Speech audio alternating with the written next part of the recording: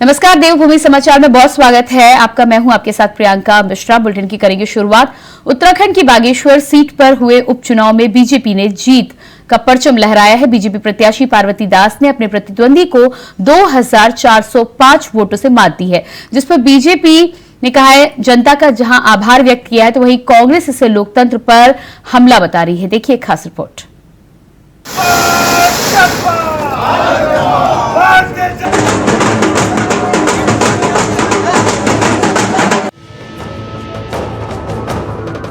तो आखिरकार बागेश्वर के रण में पुष्कर खिल ही गया।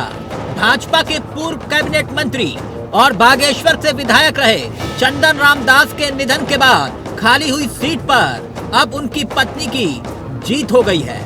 और ये जीत क्या कोई सियासी संदेश दे रही है? सियासत के रण में भावनाओं की आंधी के बीच वैसे तो कांग्रेस के प्रत्याशी बसंत जबरदस्त लड़े, मगर बागेश्वर में पार्वती के आंसुओं से कमल को खिलने से वो रोक नहीं पाए। पार्वती दास ने करीब 2400 से ज्यादा वोटों से इस सियासत की जंग को जीत लिया।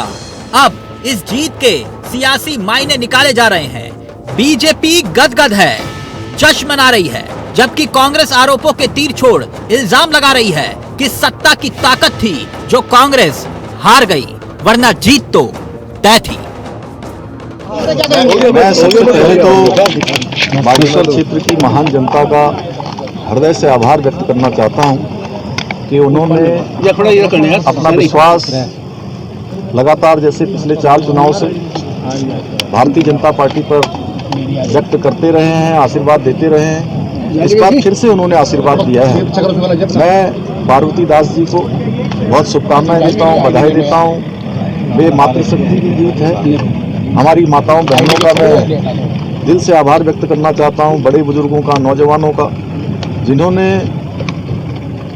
उत्तराखंड राज्य की तरक्की के लिए, बागेश्वर को आगे बढ़ाने के लिए और हमारे देश के यशस्वी प्रधानमंत्री मोदी जी के नेतृत्व में जिस प्रकार से आज उत्तराखंड का और देश का विकास हो रहा है, उस विकास को अनवरत रूप से आगे बढ़ाने के लिए भारतीय जनता पार्टी को जिताया है। उन्होंने अपना आशीर्वाद दिया है। मैं उन सबको आश्वस्त करना चाहता हूं कि जो सुंदर स्वर्गीय चंदन रामदास जी के उस क्षेत्र के लिए सपने थे, जो उनकी आशाएं थी, जिनको उन्होंने आगे बढ़ाया था, उन सभी को हम आगे बढ़ाएंगे। भारतीय जनता पार्टी के पक्ष में एक अच्छा माहौल रहा। वहाँ की जनता ने हमको जो समर्थन दिया, हमारा माननीय मुख्यमंत्री जी के कार्यों के प्रति, प्रधानमंत्री जी के कार्यों के प्रति जो उन्होंने एक उत्साह के रूप में मतदान किया है, मैं कह सकता हूं कि भारतीय जनता पार्टी के लिए चुनाव बड़ा महत्वपूर्ण था और अच्छे मतों में चुनाव को जीते हैं। और ये शुरुआत है, आगामी दिनों के अंदर सारे चुनाव भारतीय जनता पार्टी इस प्रकार से जीतते आगे बढ़ेगी।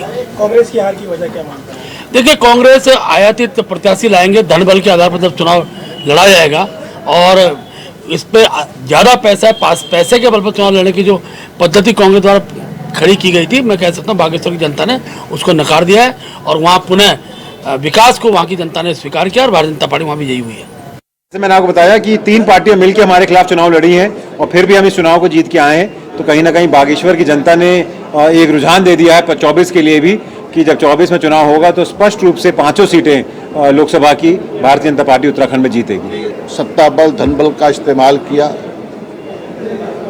यह उनकी जीत नहीं है। निश्चित रूप से उन्होंने लोकतंत्र की हत्या की है और हम लगातार कहते रहे हैं। चुनाव के दौरान भी हमने इस बात को कहा कि भारतीय जनता पार्टी एन केन प्रकारेण चुनाव जीतना चाहती है और यह सच भी साबित हुआ है। ये लोकतंत्र की हार है और विकास की हार है, नौजवानों की हार है, गरीब मजलूम शोषित वंचितों की हार है। यकीनन बसंत अच्छा चुनाव लड़े, मगर कांग्रेस के लिए बागेश्वर के रण में वो हार का सूखा खत्म करके बसंत नहीं ला पाए। करीब 2400 वोटों से वो चुनाव हार गए, मगर इतिहास के पन्नों को पलटे तो 2022 के विधानसभा चुनाव में इसी सीट पर चंदन राम दास को 32,000 से ज्यादा वोट मिले थे। तब वो करीब 12,000 वोटों से चुनाव जीते थे, मगर अब पार्वती को जीत तो मिली, मगर महज 2400 वोटों से। खैर, जीत जीत होती है और हार हार भले ही वो 1 लाख वोट से हो या फिर 1 वोट से। यकीनन बागेश्वर से मिले जनादेश को अब बीजेपी 24 के संदेश का पैगाम बताएगी तो कांग्रेस इसे सत्ता के दुरुपयोग का नमूना। खैर जो भी हो, मगर इतना जरूर है कि भाजपा और कांग्रेस के प्रत्याशी के बीच फासला कम होने की वजह से दोनों ही पार्टी इसे अपनी जीत मानकर चल रहे हैं। Tushar Gupta, India Voice, Dehradun.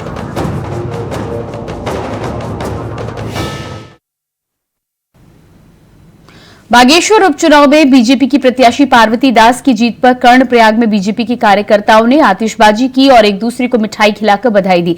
इस मौके पर बीजेपी के कार्यकर्ताओं ने कहा कि बीजेपी की जीत जनता की जीत है। जनता ने पूर्व मंत्री चंदन रामदास के ऐतिहासिक कार्यों और बीजेपी की नीतियों को देखते हुए बीजेपी प्रत्याशी पार्वती देवी को अपना आशीर्वाद दिया है। लोगों को विश्वास है कि आज भी बीजेपी के साथ लोग हैं। स्वर्गीय श्रद्धेय हमारे पूर्व में कैबिनेट मंत्री रहे श्रद्धेय चंदन रामदास जी, जिनके की निधन के बाद ये उपचुनाव हुआ था और भाजपा की प्रत्याशी आदरणीय पार्वती दास जी को प्रत्याशी बनाया गया। आज परिणाम घोषित हुए हैं। बागेश्वर की लोकप्रिय जनता, देवतुल्य जनता ने आज अपना एक पक्षीय उनके पक्ष में मतदान किया, उन्हें जीत हासिल कराई। इसके लिए मैं बागेश्वर की देवतुल्य जनता का आभार और प्रकट करता हूँ। ये जीत निश्चित रूप से भारतीय जनता पार्टी की उन तमाम कार्यकर्ताओं की जीत है जो दिन रात जन जन तक, जिन्होंने हम सब के नेता आदरणीय नरेंद्र मोदी जी की बात पहुंचाई और आज बागेश्वर की महान जनता ने, जनता जनार्दन ने ये साबित कर दिया कि देश भारतीय जनता पार्टी के साथ है। ये जीत निश्चित रूप से भारतीय जनता पार्टी की उन तमाम कार्यकर्ताओं की जीत है जो दिन रात जन जन तक, जिन्होंने हम सब के नेता आदरणीय नरेंद्र मोदी जी की बात पहुंचाई और आज बागेश्वर की महान जनता ने, जनता जनार्दन ने ये साबित कर दिया। बागेश्वर की जीत पर बीजेपी संगठन ने प्रदेश संगठन को बधाई दी है। बीजेपी अध्यक्ष जेपी नड्डा और महामंत्री बीएल संतोष ने ट्वीट करते हुए बीजेपी प्रदेश कमेटी को बधाई दी है। जेपी नड्डा ने ट्वीट करते हुए लिखा है कि पीएम मोदी के मार्गदर्शन में डबल इंजन की सरकार के विकास कार्यों पर जनता ने अपनी मुहर लगा दी है।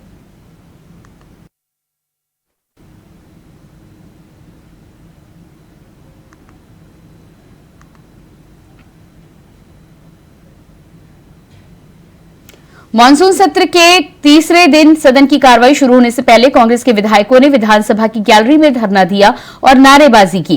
कांग्रेस विधायकों के इस धरने पर नेता प्रतिपक्ष यशपाल आर्य ने कहा है कि प्रदेश में कानून व्यवस्था नाम की कोई चीज नहीं बची है।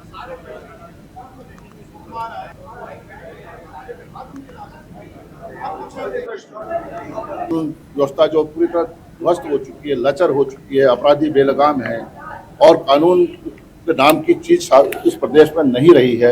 इसको लेकर हम 310 पे प्रश्न को उठाने जा रहे हैं। स्वास्थ्य सेवाएं सरबरा चुकी हैं। हमारे बिजली कटौती, अघोषित बिजली कटौती लगातार हो रही है। वायदा किया था सरकार ने कि जब हमारी सरकार बनेगी हम 24 घंटे बिजली देंगे। तो तमाम स्वास्थ्य सेवाएं बदहाल हैं। डॉक्टर्स नहीं है पहाड़ों में, मेडिकल। हरिद्वार जिले के चर्चित बेलडा मामले में बसपा विधायक फिर से मानसून सत्र में इस मामले को उठाने जा रहे हैं। बसपा विधानमंडल दल के नेता मोहम्मद शहजाद ने कहा है कि इस प्रकरण में पीड़ित लोगों को अभी तक न्याय नहीं मिल पाया है। बसपा विधायक ने यह भी कहा है कि सत्र में नियम 310 के तहत इस विषय को उठाने का काम किया जाएगा। साथ ही आरोप लगाया गया है कि सरकार आरोपियों को बचाने का काम कर रही है। सरकार का ही तो करा रहा है। सरकार न्याय के प्रति जागरूक नहीं है, न्याय देना नहीं चाहती है, इसलिए न्याय की मांग कर रहे हैं।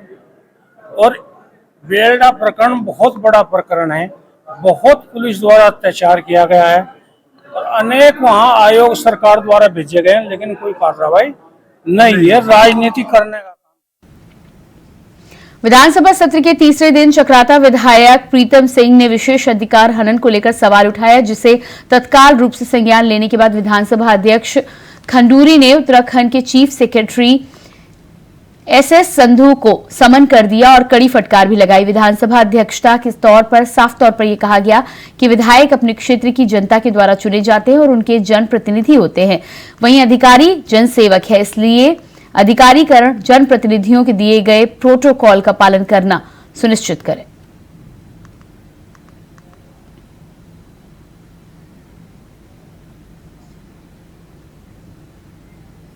आ रहे हैं और बार बार मैं कुछ ना कुछ निर्देशित कर ही रही हूँ सरकार को।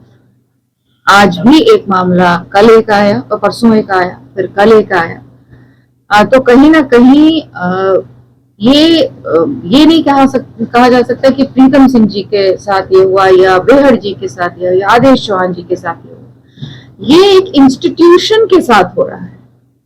We are part of an institution, हम एक इंस्टीट्यूशन का हिस्सा है। वो पवित्र जगह है, वो जनता से जीत कर विधायक आता है और विधायक उस जनता को रिप्रेजेंट करता है। वो इस सोसाइटी में, इस समाज में वो पूरी अपने कॉन्स्टिट्यूएंट्स को रिप्रेजेंट करता है। सदन के अंदर सम्मानित विधायक लगातार विशेषाधिकार हनन की सूचना देते रहे हैं और विधानसभा अध्यक्ष द्वारा सरकार को निर्देशित भी किया गया है, लेकिन सरकार द्वारा उसका संज्ञान नहीं लिया जा रहा है, जिस वजह से अधिकारी बिल्कुल निरंकुश है। और उसी कड़ी में आज विशेषाधिकार हनन का प्रस्ताव मेरे द्वारा सदन के अंदर रखा गया। विधानसभा अध्यक्षा जी ने उसे गंभीरता से लेते हुए चीफ सेक्रेटरी को भी बुलाने का काम किया है। अब देखते हैं कि इस पर क्या कार्रवाई। कांग्रेस विधायक फुरकान अहमद ने एक बार फिर गन्ना किसानों की समस्या को सदन में उठाने का काम किया है। कांग्रेस विधायक ने कहा है कि इकबालपुर शुगर मिल पर गन्ना किसानों का 2017-18 का 100 करोड़ भुगतान बकाया है, जिससे गन्ना किसान आज भी परेशान है, लेकिन सरकार इस दिशा में कोई ध्यान नहीं दे रही है।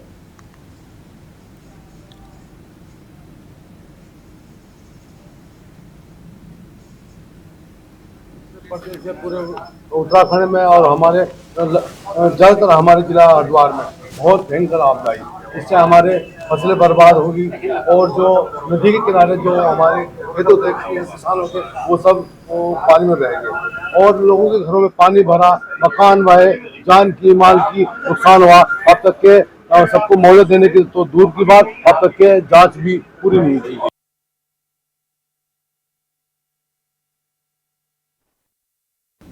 हरिद्वार से कांग्रेस विधायक वीरेंद्र जाती ने एक बार फिर से बीजेपी सरकार के मंत्रियों पर अधूरे आंकड़ों के साथ सदन में आने का आरोप लगाया है।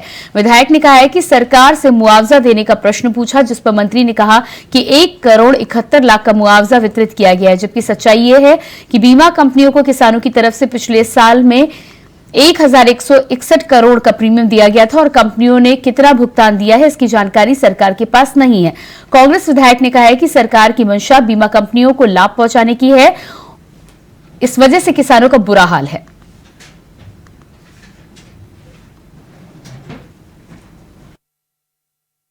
हमने सवाल किया था कि अतिवृष्टि में ओलावृष्टि और बेमौसम जो बारिश हुई है उसके कारण फसलों को कितना नुकसान हुआ और उसमें आपने कितना मुआवजा राशि किसानों को दी। तो मंत्री जी का जवाब था, हमने 1 करोड़ 71 लाख 12,400 रुपए का मुआवजा पूरे प्रदेश में बांटा है। जबकि मैं आपके सामने हकीकत पेश कर रहा हूं, बीमा कंपनियों को किसानों द्वारा विगत वर्ष में 1161 करोड़ रुपए का प्रीमियम दिया गया है। जब मैंने पूछा मंत्री जी से कि इसके सापेक्ष में जो फसलों को नुकसान हुआ है तो बीमा कंपनियों ने भुगतान के रूप में कितना पैसा किसानों को दिया गया है, तो उनके पास आंकड़े नहीं थे और आंकड़ों के नाम पर उन्होंने बताया कि 1,71,12,400 यानी 1161 करोड़ रुपया बीमा कंपनी प्रीमियम ले रही है और भुगतान मात्र कर रही है 1,71,00,000। यानी कि सरकार की जो मंशा है वो बीमा कंपनियों को लाभ पहुंचाने की है। बुलेटिन में फिलहाल रुकेगी एक छोटे से ब्रेक के लिए, जल्द हाजिर होते हैं। बात करेंगे अगली खबर की। खानपुर विधायक उमेश कुमार शर्मा ने सत्र में एक बार फिर से लोकतंत्र के चौथे स्तंभ पत्रकारों को लेकर सवाल उठाया है। विधायक ने कहा है कि पत्रकारों को विधानसभा के भीतर ना तो कोई सुरक्षित स्थान दिया गया है और ना ही इस विषय पर कोई मंत्री बात करने के लिए तैयार है। निर्दलीय विधायक ने यह भी कहा है कि राज्य गठन से लेकर अभी तक राज्य के भीतर पत्रकारों के लिए कोई आवासीय सुविधा भी नहीं दी गई है, इसलिए उनकी तरफ से ये सदन इस विषय पर सरकार को निर्देशित करने की मांग कर रहे।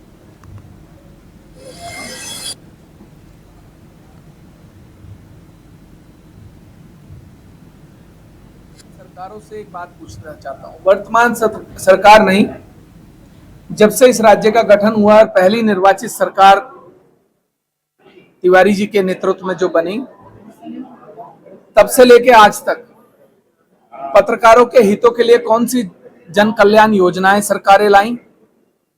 आज तक मुझे सरकारें बता दे, क्या एक भी योजना पत्रकारों को लाभ पहुंचाने के लिए, उनके परिवारों को लाभ पहुंचाने के लिए, या पत्रकारों की विपदा की स्थिति में उनकी मदद करने के लिए सरकारों ने ऐसे कौन से कदम उठाए जिनसे एक भी पत्रकार लाभान्वित? शुक्रवार को भारतीय संसद के करीब 20 सांसद पूर्व केंद्रीय मंत्री और सांसद राधा मोहन सिंह के नेतृत्व में हरिद्वार पहुंचे, जहां उन्होंने सबसे पहले गंगा स्नान किया। इसके बाद सभी सदस्यों ने मां मनसा देवी के मंदिर में पहुंचकर उनके दर्शन किए। मनसा देवी के दर्शन कर मां का आशीर्वाद लिया। इस मौके पर मां मनसा देवी मंदिर ट्रस्ट के अध्यक्ष श्री महंत रविंद्र पुरी ने सभी सांसदों का स्वागत किया। उत्तराखंड दौरे पर आए रेलवे की स्थायी समिति के प्रदेश में 3 दिनों तक रहेगी और विभिन्न क्षेत्रों का भ्रमण करते हुए उत्तर पूर्व रेलवे के जीएम के साथ बैठक भी करेंगी और रेल संबंधी योजनाओं की समीक्षा भी की जाएगी। हरिद्वार आता हूँ, मनसा देवी का जरूर दर्शन करता हूँ। आज भी एक कार्यबश हरिद्वार आया था और मनसा देवी का दर्शन किया। बहुत ही पौराणिक और ऐतिहासिक जगह है और देश भर के लोगों की श्रद्धा मनसा। मुख्यमंत्री पुष्कर सिंह धामी शुक्रवार को हरिद्वार दौरे पर रहे, जहां उन्होंने श्री जयराम आश्रम के संस्थापक स्वामी देवेंद्र स्वरूप ब्रह्मचारी की पुण्यतिथि पर आयोजित कार्यक्रम में शिरकत की। इस मौके पर श्री जयराम आश्रम की तरफ से मुख्यमंत्री सेहत कोष के लिए 5,11,000 रुपए दान भी दिए गए।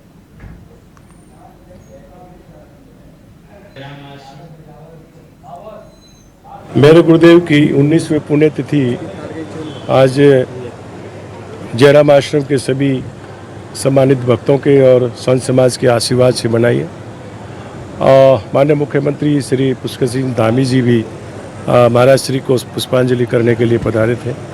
संतों में श्री जूना पीठाधीश्वर श्री अवधेशानंद जी महाराज, रविंद्रपुरी जी महाराज, मां निर्वाणी अखाड़ा वाले, हरिचेतनानंद जी महाराज और ज्ञानदेव सिंह जी महाराज निर्मल पीठाधीश्वर, भूपेंद्र प्रकाश जी, ललितानंद जी, काफ़ी संतों की सानिध्य में आज उनकी श्रद्धांजलि समारोह बनाई गई। कांग्रेस नेता राहुल गांधी की भारत जोड़ो यात्रा की वर्षगांठ पर ट्रक यूनियन से शिव चौक तक तिरंगा मार्च निकाला गया। इस दौरान कांग्रेस ने प्रदेश महासचिव राजेश रस्तोगी और नगर अध्यक्ष अरुण चौधरी के नेतृत्व में कांग्रेसियों के द्वारा भारत माता की जय, वंदे मातरम, कांग्रेस पार्टी जिंदाबाद के नारे लगाए। इस अवसर पर पूर्व विधायक राम यश सिंह ने कहा है कि राहुल गांधी की भारत जोड़ो यात्रा ने देश भर में कांग्रेस को मजबूती प्रदान की है। अब देश की जनता राहुल गांधी को प्रधानमंत्री नरेंद्र मोदी का विकल्प मान रही है। चलते रहो आप चलो। हाँ, मैं दे सकता। जिंदाबाद, अखिल भाई जिंदाबाद। पौड़ी जिला अधिवक्ता संघ ने उत्तर प्रदेश के हापुड़ में पुलिस की तरफ से अधिवक्ताओं के उत्पीड़न की घटना पर जिला न्यायालय परिसर में जमकर आक्रोश जताया है। साथ ही न्यायिक कार्यों का बहिष्कार किया। इस मौके पर अधिवक्ता महेश बलूनी ने बताया कि उत्तर प्रदेश के हापुड़ में पुलिस की तरफ से अधिवक्ताओं के उत्पीड़ित की घटना के साथ ही साथ पौड़ी में सभी अधिवक्ताओं में आक्रोश बना हुआ है। अधिवक्ता एकता जिंदाबाद जिंदाबाद जिंदाबाद। जो धरना प्रदर्शन आज का हमारा है वो हापुड़ का जो मामला हुआ था उसमें हमारी उत्तराखंड बार काउंसिल द्वारा सभी उत्तराखंड के जिला अधिवक्ता संघ को आज न्यायिक कार्य से विरत रहने के लिए कहा गया है और उसका हम लोग संयुक्त रूप से एक विरोध प्रदर्शन यहाँ पे कर रहे हैं। और उसी क्रम में आज हमारे द्वारा यहाँ पे एक प्रस्ताव पारित किया गया है जिसमें सर्वसम्मति से फैसला लिया गया है कि आज सभी अधिवक्तागण न्यायिक कार्यों से विरत रहेंगे। उत्तर प्रदेश के हापुड़ में पुलिस के द्वारा वकीलों पर किए गए लाठीचार्ज के मामले को लेकर वकीलों का गुस्सा थमता नहीं नजर आ रहा है। मामले में शुक्रवार को उत्तराखंड की बार काउंसिल के आह्वान पर वकीलों ने न्यायिक कार्य का बहिष्कार कर अपना विशेष विरोध जताया। डोईवाला में भी वकीलों ने अपने कार्यों का बहिष्कार कर विरोध जताया और मामले में कार्रवाई की मांग की है।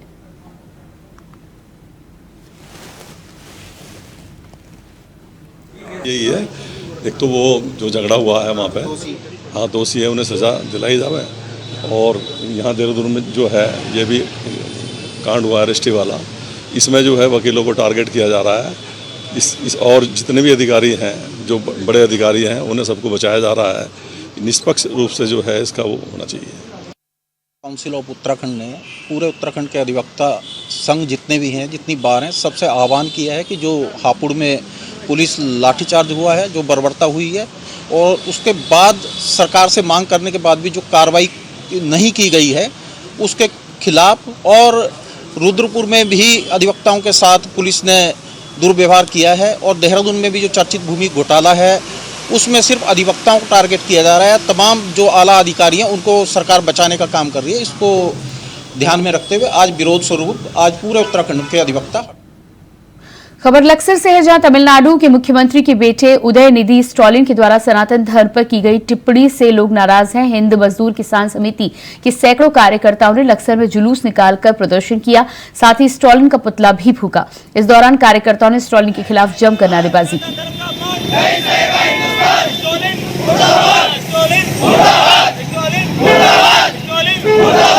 जो है उदयनिधि स्टालिन, उसका पुतला आज इसलिए फूका गया, उसने सनातन धर्म पर टिप्पणी की। वो सनातन धर्म की खत्म करने की बात कर रहा है। मैं उसे कहना चाहता हूँ कि जो लोग 5-5 किलो चावलों में धर्म परिवर्तन कर लेते हैं, वो सनातन धर्म को खत्म करेंगे? वो लोग कर सकते हैं जिन्होंने 5-5 किलो चावलों में अपना धर्म परिवर्तन कर लिया। इसीलिए उन लोगों को सनातन का पता नहीं है। एक परमेश्वर है, परमेश्वर जो कर्नाटक का गृह मंत्री है, वो कहता है हिंदू धर्म की को कुछ पता नहीं है, उसका जन्म नहीं हुआ। मैं उसे कहना चाहता हूँ कि जो और धर्म है, बौद्ध धर्म है, जैन धर्म है, जो भी है, जो मनुष्य के द्वारा बनाई गई चीज़ है वो खत्म होती है, ये निश्चित है। लेकिन सनातन जो हिंदू है, जो तमिलनाडु के मुख्यमंत्री उनके बेटे उदयनिधि स्टालिन वे अन्य भ्रष्ट नेताओं के द्वारा सनातन हिंदू धर्म का जो अपमान हुआ है, इसे हमारे जो किसान हैं समिति के, उनके दिल को बहुत ठेस पहुंची है और इस पर हमने रोष प्रकट किया है। और जो स्टालिन है और इनके जैसे भ्रष्ट नेताओं के हमने पुतले जलाए हैं। और इसी के साथ फिलहाल इस बुलेटिन में इतना ही। खबरों के लिए लगातार बने रहिए इंडिया वॉइस के साथ। नमस्कार।